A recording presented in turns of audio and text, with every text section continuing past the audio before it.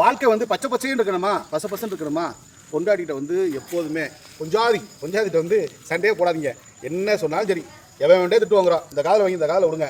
வீட்டுக்கு போட்டிங்களா எந்த டென்ஷன் ஆகாதீங்க. வாசலில் செருப்பை கழட்டி விட்றோம்ல, செருப்பு கழட்டி விட்ட மாதிரி பிரச்சனை பூரா கழட்டி விட்டு உள்ளே போங்க. நிம்மதியாக இருக்கும். நைட்டு தூக்கம் வரும். தூக்க மாத்திரை போட தேவையில்லை. வீட்டில் உள்ளவங்க என்ன சொன்னாலும் சரி, சரிங்கிற மாதிரி சரி டிங் டிங் டிங் டிங் சொன்னீங்கன்னு வச்சுங்களேன், வாழ்க்கை சிறப்பாகவும் இருக்கும், நல்லாவும் இருக்கும்.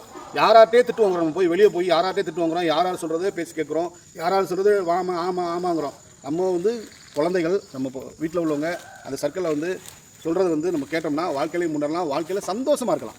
எல்லாருமே க்ரீனாக இருக்கணும், பச்சை பச்சையே இருக்கணும்னா அவங்க சொல்கிற இந்த காலை வாங்கி இந்த காலை விடுங்க. அவங்கள்ட்ட வந்து நீங்கள் தோற்று போயிருங்க.